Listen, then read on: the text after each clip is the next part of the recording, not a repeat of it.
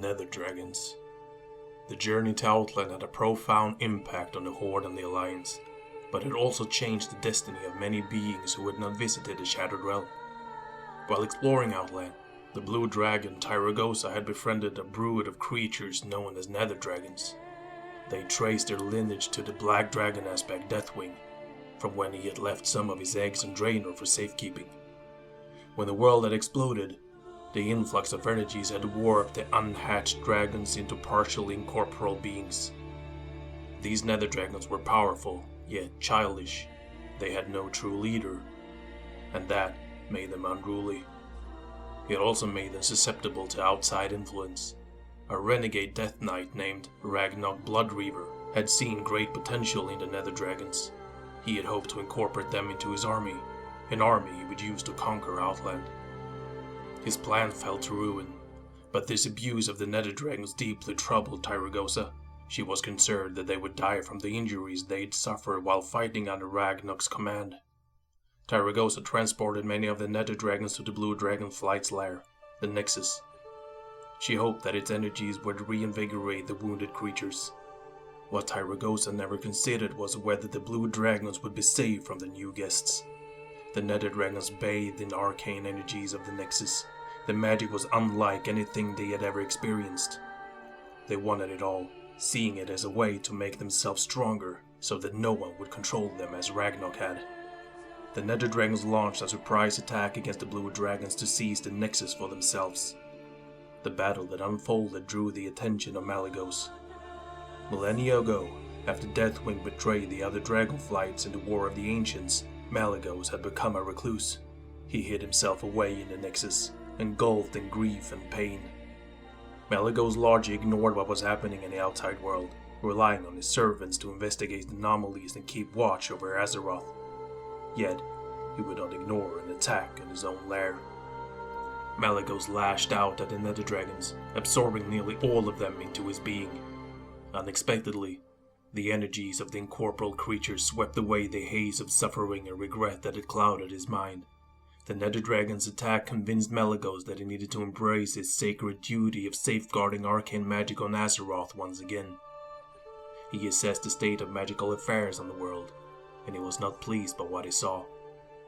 In his eyes, the foolish actions of mortal magi had led to war and chaos. Malygos formed a plan to re-establish his dominance over magic. He would sever the link between mortals and the latent arcane energy coursing through Azeroth.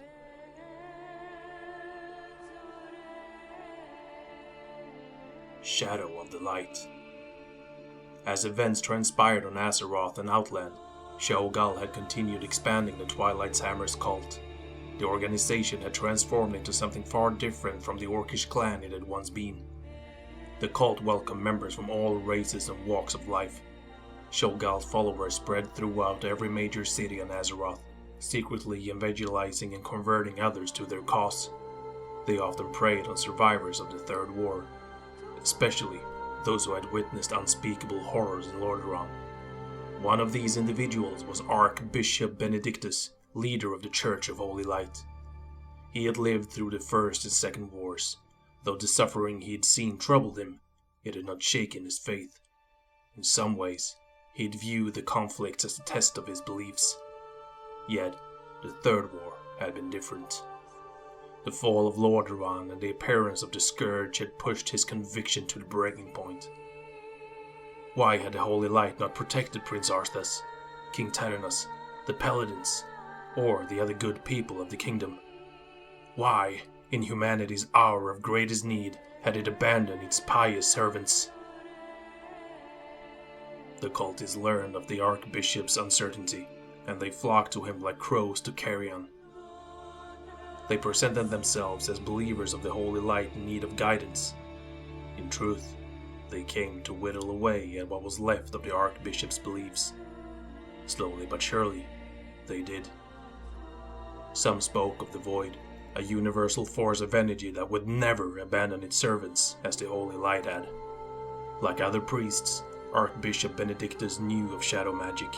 He had not experimented with it himself, believing it was unholy and corruptive. Yet, he now began to wonder if that was truly the case. or if it was merely what he had been led to believe. And it was this curiosity that opened the way to the old gods. They whispered in the Archbishop's dreams and showed him the light from their perspective. The holy energy was not as benevolent as they had once seemed. It tolerated only perfect order and obedience. It served its mortal adherents when it needed to, not because of their faith. These dreams continued for many nights, culminating a vision in the hour of twilight. Benedictus was moved by what he saw. He considered the hour of twilight not as the apocalyptic end to all things, but a chance to break free from the holy light's tyranny. A chance to create a new world where he would be the master of his own destiny.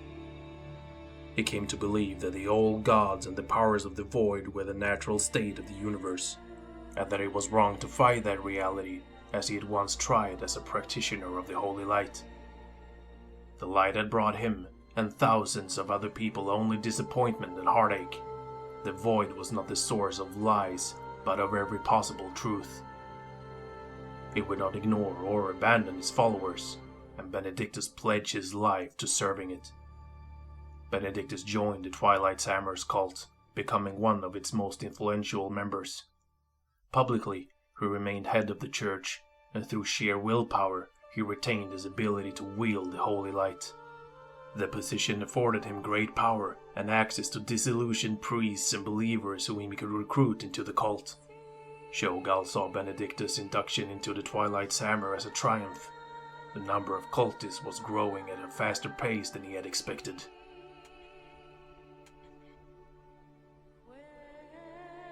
Dirge of the North. Though Shogal was pleased by the Twilight's Hammer cult's burgeoning strength, he remained troubled by Cthulhu's fall. He had never expected mortals to have the power to defeat an old god. Nonetheless, Shogal did not abandon his quest to initiate the Hour of Twilight.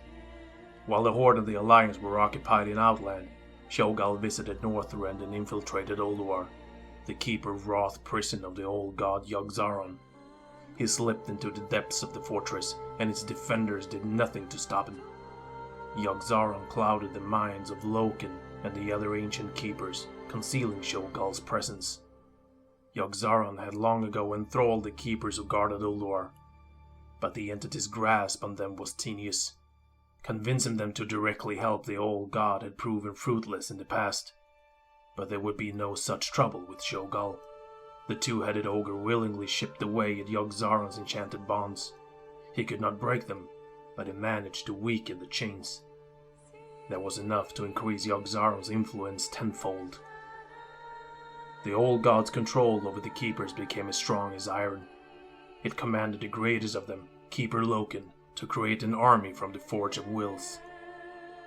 In her right hands, this extraordinary machine had the power to make noble forms of life. In Loken's hands, it churned out legions of metal-skinned dwarves and Rykel who sought only bloodshed and war.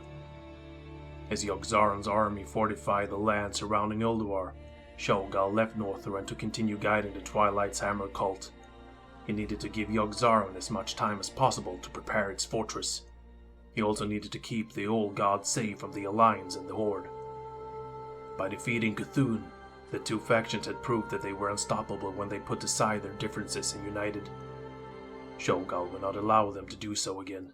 He would drive a wedge between the Horde and the Alliance, and the perfect opportunity soon presented itself.